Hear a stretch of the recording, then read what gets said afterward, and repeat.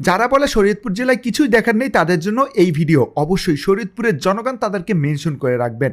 আর ভ্রমণ গাইড সহ full video পেয়ে যাবেন আমার মিস্টার লাক্সু ইউটিউব চ্যানেলে। শুরুতেই রয়েছে শরীয়তপুর জেলার সব থেকে সুন্দর park modern fantasy kingdom park. এই পার্কে সব রকমের বিনোদন ব্যবস্থা রয়েছে, যেমন চিড়িয়াখানা, বিভিন্ন রাইড, গ্রেট ওয়াল বা চীনের মহাপ্রাচীর, ওয়াটার জোন সহ সবই পেয়ে যাবেন এখানে। তাই শরীয়তপুরে আসলে অবশ্যই এখানটাই ঘুরে যাবেন। আর এরপরে রয়েছে শরীয়তপুরের একমাত্র মঠ রুদ্রকর মঠ। মঠটি কত সালে নির্মাণ করা হয় তা সঠিকভাবে জানা যায়নি, তবে কথিত আছে তখনকার সময় স্থানীয় জমিদার গুরুচন্দ্রের মায়ের সমাধিকে স্মরণীয় করে রাখতে এই মঠটি নির্মাণ করা হয়েছিল। খুব সুন্দর নকশা করা এই মঠটি দেখলে আপনার ভীষণ ভালো লাগবে। আর এটি শরীয়তপুর সদর উপজেলার রুদ্রকর ইউনিয়নে অবস্থিত।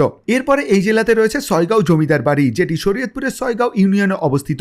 বাড়িটি দেখতে অনেক সুন্দর। বিকেল বেলাতে অনেক ভ্রমণ পিপাসু লোকজন এখানে ভ্রমণ করতে আসে।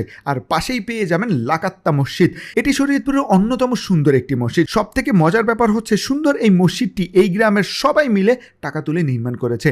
সময় হলে অবশ্যই সুন্দর এই মসজিদটি দেখে যাবেন। এই জেলাতে পেয়ে যাবেন কার্তিকপুর জমিদার বাড়ি। আর এটি এই জেলার নারিয়া উপজেলার কার্তিকপুর গ্রামে অবস্থিত।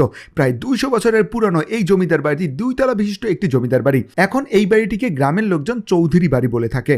আর এর পাশেই পেয়ে যাবেন রবীন্দ্র ঘটকের বাড়ি। মূলত তিনি ছিলেন ভাষাবিদ, সাহিত্যিক, রাজনীতিবিদ এবং সমাজসেবক।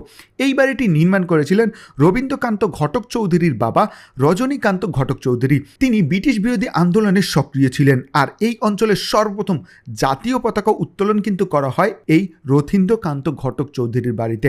এই জেলার নড়িয়া উপজেলায় রয়েছে রামসাধু আশ্রম। মূলত রামসাধকের নাম অনুসারে এই আশ্রমের নাম রাখা হয়েছে রামসাধু আশ্রম। হিন্দু ধর্মের লোকেরা এখানে আসে এবং তাদের ধর্ম এখানে খুব সুন্দর করেই পালন করে। আর এই জেলাতে পেয়ে যাবেন 100 বছরের পুরনো বুড়িহাট ঐতিহাসিক জামে মসজিদ। জানা যায় এই মসজিদের নির্মাণের জন্য সুদূর ইংল্যান্ড থেকে দামি দামি পাথর আনা হয়েছিল।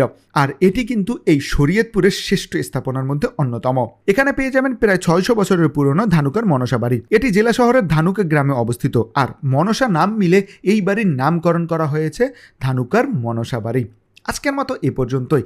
দেখা হবে অন্য জেলার ভিডিওতে অন্য কোনো দিনে। সেই পর্যন্ত ভালো থাকবেন, সুস্থ থাকবেন, আমার জন্য দোয়া করবেন। আল্লাহ হাফেজ।